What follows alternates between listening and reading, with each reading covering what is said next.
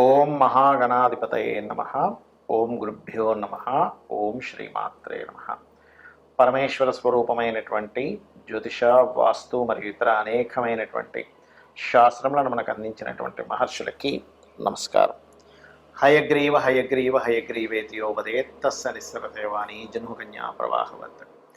అరుణాం కరుణాతరంగితాక్షీం ధృతపాశాంకుశపుష్పబాణచాపాం అనిమాదిభిరావృతాం మయూకైః అహమిత్యేవ విభావయే భవానీం. శ్రీమాత్రే నమః.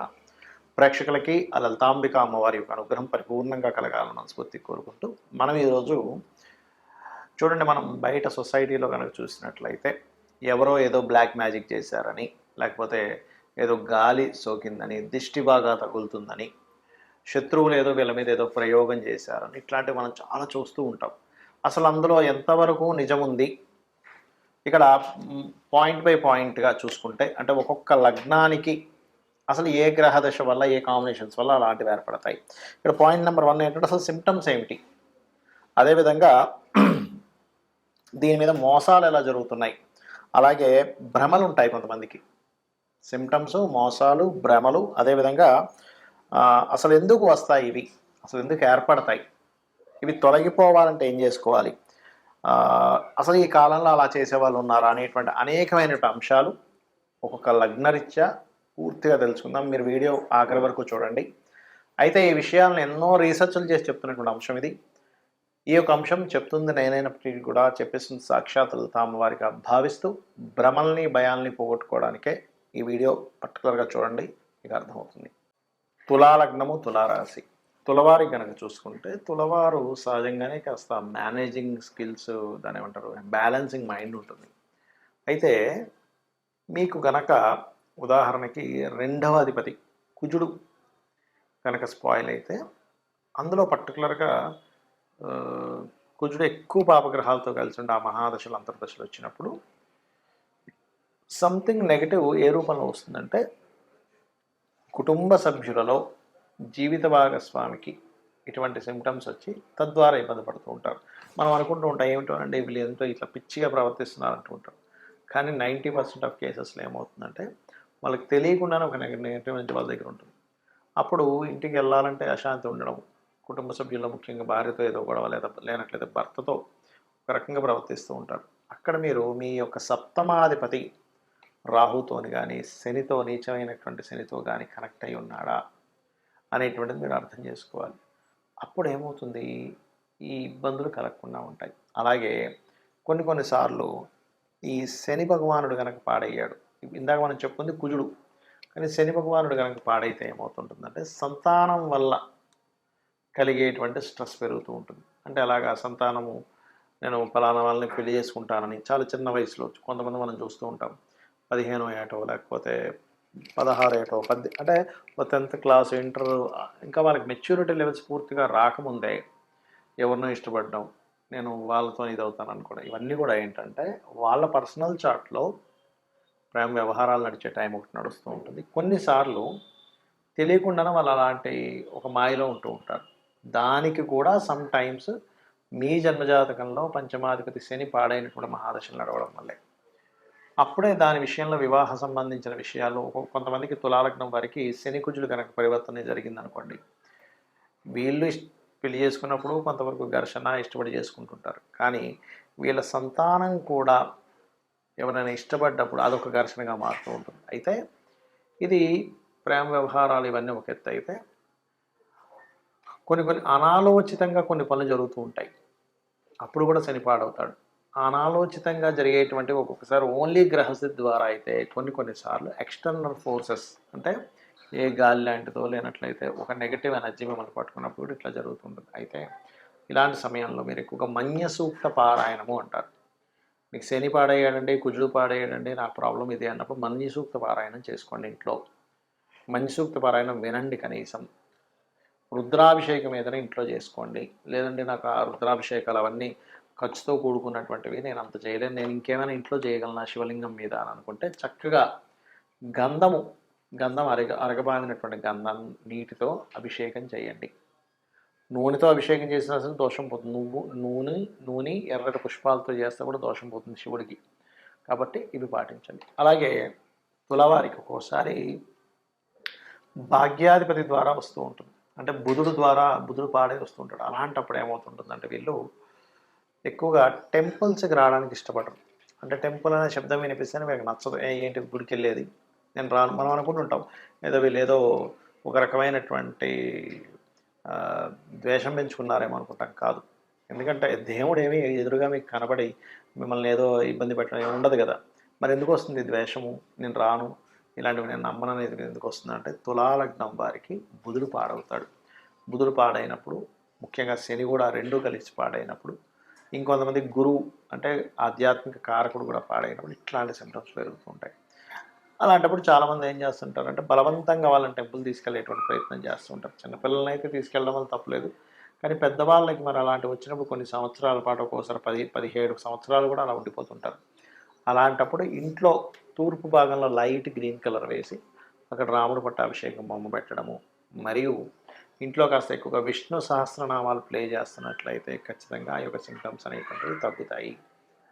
మనము పాయింట్ బై పాయింట్గా చూసుకుంటే అసలు సింప్టమ్స్ ఏమిటి, ఈ గాలి దూరి తగిలిన వల్ల సింప్టమ్స్ ఎలా ఉంటాయంటే నిద్రలో చులిక్కిపడి లేస్తుంటారు. గుర్తుపెట్టుకోండి, మన పైన ఏదో ఉంది అనేటువంటి ఫీలింగ్ కలుగుతుంటుంది. అది సమ్ టైమ్స్ నేను ఇందాక చెప్పినటువంటివి ఏవైతే ఇప్పుడు శని కానీ, కేతువు కానీ, పాడైన బుధుడు కానీ, పాడైనటువంటి రవి కానీ, రాహు కానీ, ఇట్లా ఈ కుజుడు, నీచంలో ఉన్న కుజుడు కానీ ఈ దశలు వచ్చినప్పుడు సహజంగా ఏమవుతుంటుందంటే విశ్వంలో భగవంతుడు క్రియేట్ చేసిన సృష్టిలో పాపగ్రహ సంబంధాలు పాడై మహాదశలు, అంతర్దశలు, ప్రత్యంతర్దశలు నడిచినప్పుడు ఇక్కడ ఉన్నటువంటి కొన్ని పిశాచాల బాధలు పడుతూ ఉంటాడు మనిషి. శుభగ్రహ సంబంధాలు వచ్చినప్పుడు కొన్ని దేవతా గణాల యొక్క మంచి ఫలితాలు పొందుతుంటాడు. ఇది మెయిన్ కారణం అక్కడ ఎందుకు అలా అవుతుంది అంటే. రైట్. అయితే సిమ్టమ్స్ మాత్రం చెడు కళలు రావడం, చెడు కళలకి గజేంద్ర మోక్షం చదువుకుంటే క్లియర్ అయిపోతుంది. కాకపోతే ఉలిక్కి పడ్డం, వెనక నుంచి ఎవరో ఇలాగ వెళ్ళిపోయినట్టు అనిపించడం, ఏదో పని చేసుకుంటే వెనక నుంచి ఏదో ఒక నల్లటి ఆకారం వెళ్ళిపోయిందండి అంటూ ఉంటారు. ఇవి కొంతమందికి భ్రమలు కూడా ఉంటాయి. అంటే ఏమిటి, ఏమీ లేకపోయినా భ్రమ పడుతుంటారు. భ్రమ ఎవరు పడతారు, ఎందుకంటే మనం ఒక క్లారిటీకి రావాలి, నేను నిజంగా భ్రమ పడుతున్నానా అవుతుందా ఇది తెలుసుకోవాలి ముఖ్యంగా. ఎందుకంటే ఈ మీరు భ్రమపడుతున్న దాన్ని కొంతమంది సొసైటీలో మోసం చేస్తుంటారు కూడా. మీకు ఏదో వచ్చేసిందండి, మీరు ఇన్ని లక్షలు తీసుకురండి, ఇన్ని వేలు తీసుకురండి, ఫస్ట్ అక్కడ డబ్బులు పెట్టండి అని మిమ్మల్ని ఇబ్బంది పెట్టే వాళ్ళు ఉంటారు సొసైటీలో. ఇది బాగా గుర్తుపెట్టుకోండి. మరి ఏమండి, నాకు భ్రమ అవ్వచ్చు లేదా నిజంగా అవ్వచ్చు, ఏమిటి దీనికి పరిహారము అంటే కూడా చెప్తాను నేను మీకు. అలాగే మరొకటి ఏంటంటే ఇక్కడ భ్రమకి నిజంగా జరుగుతుందా అనడానికి ఏమిటి తేడా అంటే చెప్తాను చూడండి. మీది భ్రమ అనుకోండి, ఎక్కడో పంచమాధిపతి మహాదశలు నడుస్తుంటాయి, మీ లగ్నం నుంచి 5వ అధిపతి మహాదశల్లో ఇది కనెక్ట్ అవుతూ ఉంటుంది, లేదా చంద్రుడి ద్వారా కనెక్ట్ అయిందంటే అది భ్రమే, ఇంకా అందులో డౌట్ లేదు. నిజంగా జరుగుతుందంటే అప్పుడు ఏంటంటే మీరు సంబంధం లేకుండా ఉలిక్కి పడుతూ ఉంటారు, అది నిజమైందనమాట.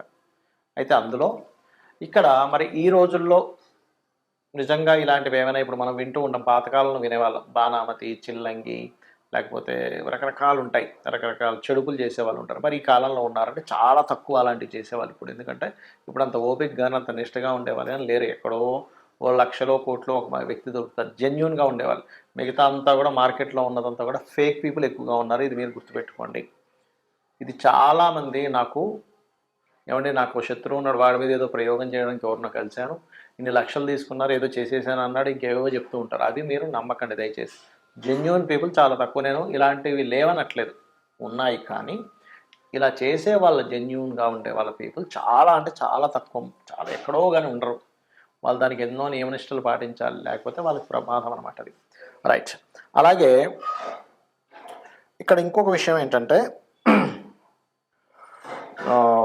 అసలు వీటి నుంచి మీరు తప్పించుకోవాలి, వీటి నుంచి అసలు బయటపడాలి అంటే ఏం చేయాలి? శాస్త్రాల్లో చాలా ఉన్నాయండి పద్ధతులు. ఒకటి, నిత్యము చండీ ఇంట్లో కనుక పారాయణం జరిగింది, లేదా లలితా సహస్రనామాలు ఇంట్లో పారాయణం జరుగుతుంది, రోజు ఉదయం సాయంత్రం లలితా సహస్రనామాలు చదువుతున్నాయి, లలిత చదవడం కానీ, లేకపోతే ఖడ్గమాల ఇంట్లో మీకు ఉపదేశం ఉంటేనే ఖడ్గమాలు చేయాలంటారు. జరుగుతుంది అంటే ఆవరణ దేవతలు ఒక్కొక్క దేవత గురించి వస్తూ ఉంటుంది, ఆ దేవతలు మొత్తం రక్షణ కలిగించి మీకు నెగిటివ్ ఎనర్జీ పోయేలా చేస్తుంది, గుర్తుపెట్టుకోండి. ఒకటి. రెండవది, హనుమాన్ చాలీసా వచ్చండి నాకు, పొద్దున్న సాయంత్రం ఇంట్లో చేసుకుంటాను, లేదా రామ భజన ఏదైనా చేస్తాను ఇంట్లో, ఖచ్చితంగా అటువంటి నెగిటివ్ ఎనర్జీస్ తరిమి తరిమి కొడతాడు ఆంజనేయ స్వామి. రెండవది. ఇక మూడవది ఏంటంటే, లేదండి మాకు ఒకసారి ఏదైనా ఒక పెద్ద కార్యక్రమం చేసుకుందాం అనుకుంటే దాంతో క్లియర్ అయిపోవాలంటే చండీ పారాయణం, చండీ హోమం ఖచ్చితంగా ఇంట్లో ఇటువంటి నెగెటివ్స్ ఏమైనా ఉన్నా సరే పోగొట్టేలా చేస్తుంది, గుర్తుపెట్టుకోండి. ఇలాంటివి చేసుకోండి కానీ అనవసరంగా ఏదో నమ్మి ఏదో భ్రమంలో బ్రతుకుతూ ఏదో అయిపోయిందని అనుకుంటూ దీనివల్ల ఏమవుతుందంటే ఏమీ జరగనటువంటి మీరు ఏదో నాకు ఏదో ఎవరో ఏదో చేశారనో ఏదో గాలి సోకిందనో ఇలాంటి భ్రమంలో ఉన్నప్పుడు ఏమవుతుందంటే లైఫ్ అన్నిటిని పక్కన పెట్టేస్తాడు మనిషి. అంటే చేస్తున్నటువంటి ఉద్యోగము, వ్యాపారము ఇవన్నీ వదిలేసి వాటి చుట్టూ తిరుగుతుంటాడు. కాబట్టి దయచేసి ఇటువంటి వాటికి మీరు ఈ రకంగా మీరు బయటపడవచ్చు. శుభ్రంగా ప్రతి క్షణము ఇవన్నీ చేయలేనండి, ఆంజనేయ స్వామిని తలుచుకుంటా సరిపోతుంది, లేదు శ్రీమాత్రే నమః అనుకున్నా కూడా సరిపోతుంది. అయితే ఇక్కడ ఎప్పుడు కూడా ఇంట్లో కనుక మీకు కొంతమందికి ఏంటంటే మనుషులకు ఉండదు కానీ ఇంట్లో నెగిటివ్ ఎనర్జీ వస్తూ ఉంటుంది. ఎలాంటి ఇల్లు ఒక్కోసారి మనం కొన్ని రోజుల పాటు ఎవ్వరూ ఉండకుండా ఇంట్లోకి ఏ ఊరు వెళ్ళిపోవడమో లేకపోతే ఇల్లు ఖాళీ చేసి వెళ్ళిపోయి మళ్ళీ ఎప్పుడో 2-3 నెలల తర్వాత మళ్ళీ ఇంటికి వచ్చినప్పుడు ఏమవుతుందంటే నెగిటివ్ ఎనర్జీ ఫామ్ అవుతుంది.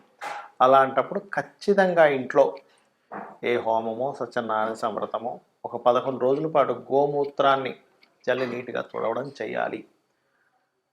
అలా చేస్తే ఏమవుతుందంటే కల్లుప్పుతోని కడిగడం చేస్తే అప్పుడు నెగిటివ్ ఎనర్జీ పోతుందండి. లేకపోతే ఏమవుతుందంటే అవి ఎవ్వరూ తిరగనటువంటి ప్రదేశము. ఎందుకంటే లోకంలో నెగటివ్ ఎనర్జీ పాజిటివ్ ఎనర్జీ రెండూ ఉన్నాయి, గుర్తుపెట్టుకోండి. దేవతా ఎనర్జీ ఎంత స్పష్టంగా ఉందో పిశాచాలు ఆత్మలు ఈ ఆత్మలే రకరకాలుగా మారుతూ ఉంటాయి. మనిషి యొక్క ఆత్మే ఆ రకంగా మారుతూ ఉంటుంది. అవి కూడా ఉన్నాయి. కాకపోతే ఇక్కడ దేవతని కనుక మీరు పట్టుకోగలిగితే 100% ఎటువంటి ఇబ్బంది ఉండదు. కాబట్టి నిష్టగా రెగ్యులర్గా చేస్తున్నారు. మరి కొంతమందికి ఈ పాపగ్రహ సంబంధాలు ఎక్కువగా ఉన్నప్పుడు అది ఒక్కోసారి రోగం మీద ఒక్కొక్కసారి ఇట్లాంటి వాటి మీద ప్రభావం చూపిస్తుంటుంది. ఆ సమయంలో అమ్మవారిని బలంగా మీరు నిత్యము చేయండి, అన్ని విధాలు మీకు బాగుంటుంది. శ్రీమాత్రే నమః.